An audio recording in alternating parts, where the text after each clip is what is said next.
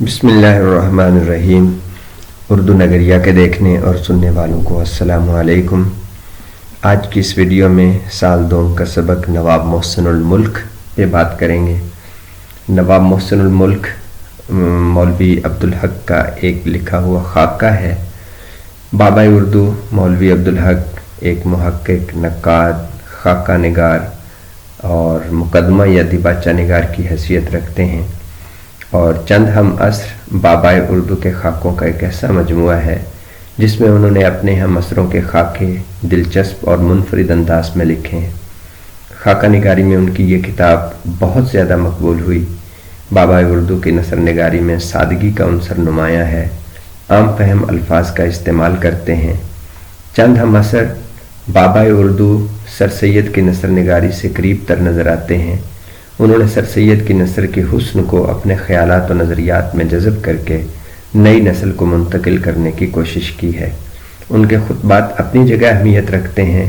ان خطبات کو اردو کے لیے بانگ درا کہا گیا ہے، اور اردو کی نشو و نما میں علماء کرام کا حصہ مولوی عبدالحق کی ایک بہت معرکۃ الآراء کتاب ہے۔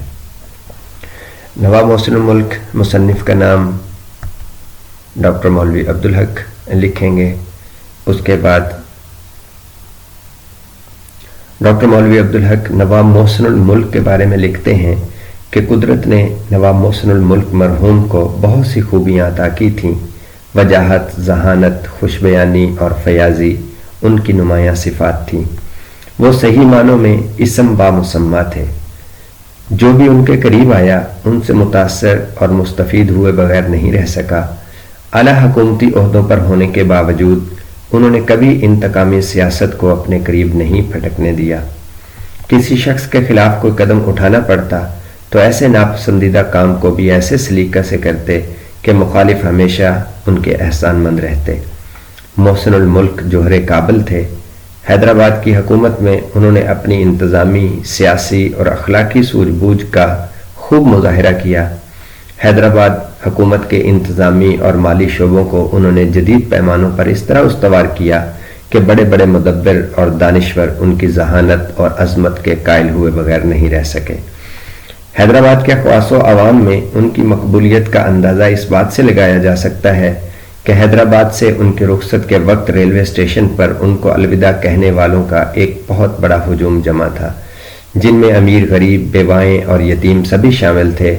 ان میں شاید ہی کوئی ایسا ہوگا جس کی آنکھ نم نہ ہو۔ جس زمانے میں نواب صاحب پیدا ہوئے اور ہوش سنبھالا وہ بر صغیر کے مسلمانوں میں مذہبی بیداری کا دور تھا۔ حالات کی سنگینی اور نتائج کی مایوسی نے لوگوں کو مذہب کے قریب کر دیا تھا۔ اس زمانے کا شاید ہی کوئی ایسا ادیب ہو جس نے مذہب کو اپنی تخلیق یا تحقیق کا موضوع نہ بنایا ہو۔ سر سید اور ان کے رفقا، جن کو اس زمانے میں روشن خیال اور نیچری کہا جاتا ہے، وہ بھی مذہب کے بغیر لقمہ نہیں توڑتے تھے۔ نواب محسن الملک کو مذہب سے خاص لگاؤ تھا۔ اسلام اور مسلمانوں کی فلاح کا جذبہ ان کی تحریروں میں نمایاں طور پر آیا ہے۔ ان تحریروں میں اگرچہ ادبی طرز کا فقدان ہے، لیکن ایک طرح کی ادبی شوکت ان میں بہرحال موجود ہے۔ انہوں نے تراجم کے ذریعے انگریزی ادب سے بھی استفادہ کیا، جس کی جھلک ان کی تحریروں میں جا بجا ملتی ہے۔ وہ ایک خوش بیان مقرر تھے۔ وہ اپنی ذہانت اور انداز گفتار سے اپنے مخاطب کو گرویدہ بنا لیتے تھے، حتیٰ کہ ان کے مخالفین بھی ان کے دلائل اور خوش گفتاری کی تاب نہ لا سکتے تھے۔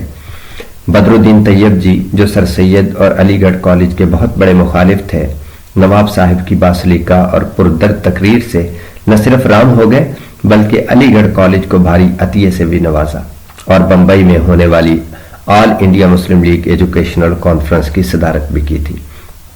ان کی گفتگو اور تقریر میں ظرافت اور شگفتگی کا عنصر بترجہ اتم پایا جاتا تھا، جس کی حدیں بعض اوقات شوخی اور شرارت سے جا ملتی تھیں۔ اپنے ماتحتوں اور قریبی لوگوں سے کام لینے میں انہیں خاص مہارت حاصل تھی۔ مردم شناسی کا ڈھنگ بھی انہیں خوب آتا تھا۔ نواب صاحب مطالعہ کا بے حد شوقین تھے۔ اردو کتب اور اخبارات کے ساتھ ساتھ فارسی اور عربی کتب بھی مسلسل ان کے زیر مطالعہ رہیں۔ سر سید کی وفات کے قریبی زمانے میں جب اردو کی مخالفت کا سلسلہ شروع ہو گیا تو سر سید نے اپنی تحریروں کے ذریعے اس کا دفاع کیا۔